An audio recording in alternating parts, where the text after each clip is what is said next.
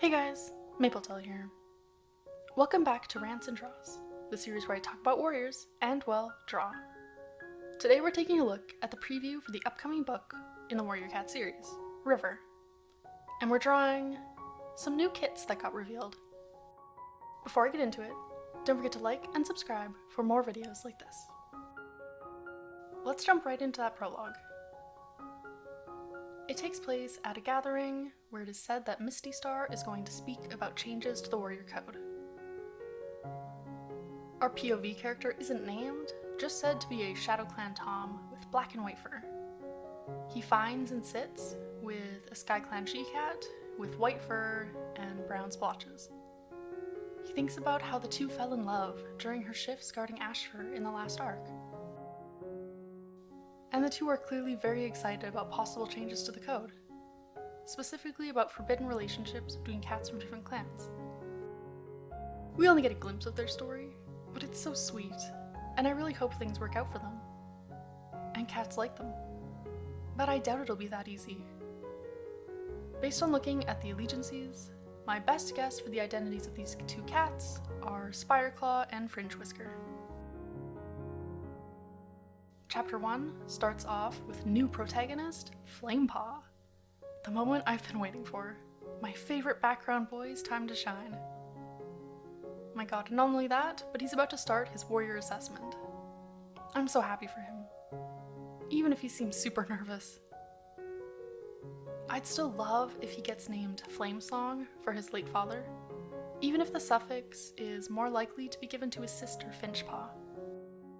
I made a video ages ago about my guesses for warrior names for this current generation of apprentices, and it would be so cool if I ended up getting one right, because so far I have not.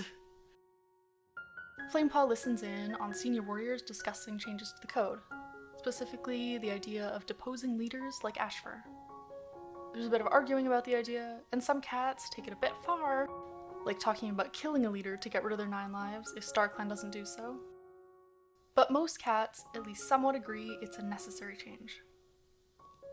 Flamepaw even proposes the idea of leaders being changed more frequently, which is pretty interesting, but I don't know how practical it would be considering how leaders work in the series.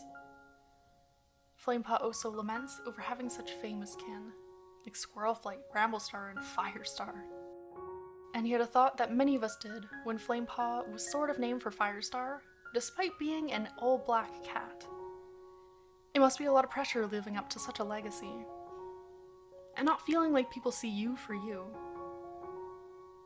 I didn't realize that Flamepaw's mentor was also his grandmother through Larksong, and I thought it was so sweet that Lilyheart would tell him stories of the father he never knew, and tell him that the two looked alike.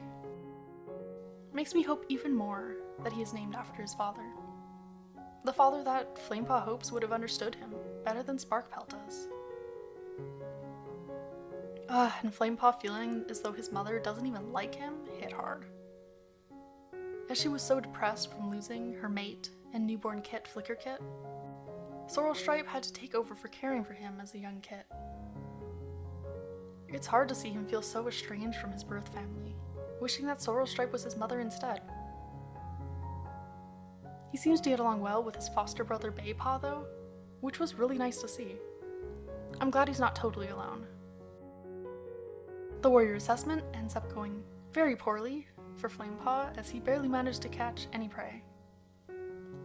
It's definitely going to suck see him left behind as his littermates receive their warrior names without him. The next chapter is a Frostpaw POV. I am so excited to finally get a present-day main series Riverclan POV after years without. It already sounds like her story has some parallels to Flamepaw. Her father Jakeclaw also died when she was very young, but her prophetic dream about it was what led her to become a medicine cat apprentice. Instead of becoming a distant mother like Sparkpelt, it sounds like Frostpaw's mother, Curlfeather, got overprotective instead. I was a little surprised to hear Frostpaw's appearance as having white and brown fur.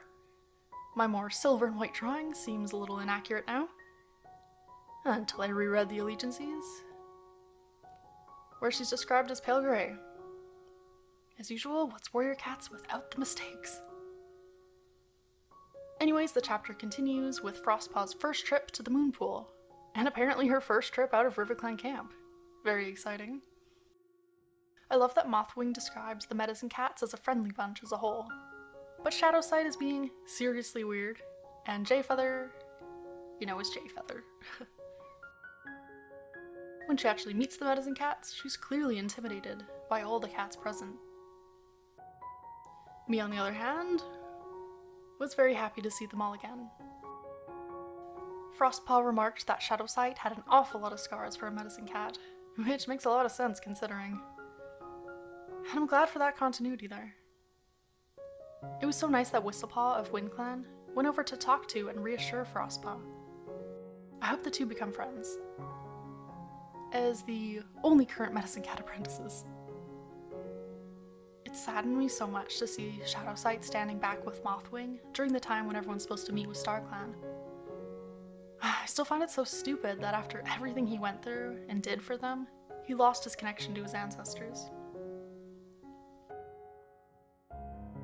The final chapter of the preview is Sunbeam of ShadowClan. Still adore her name. She's seen sitting with Blazefire, who she says she will soon become mates with. Cute.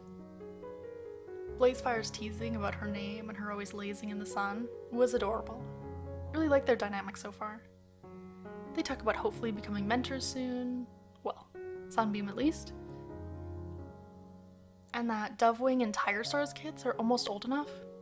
Did they have more kids? Apparently yes.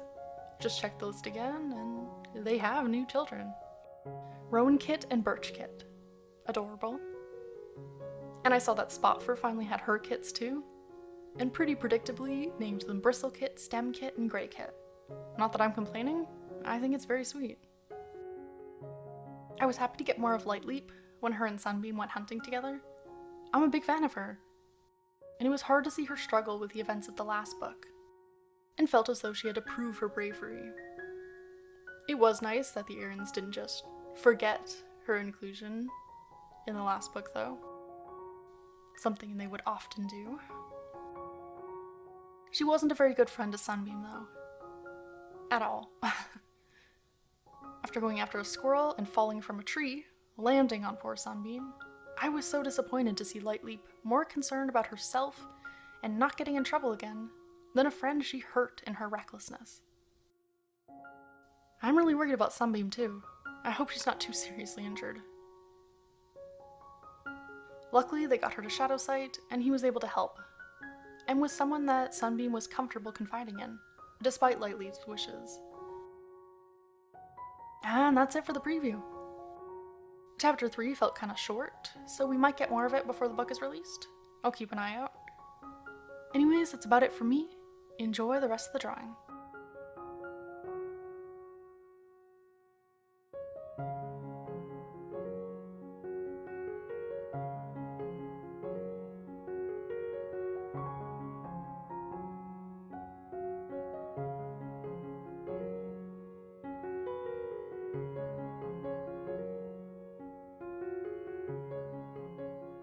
Thanks for watching!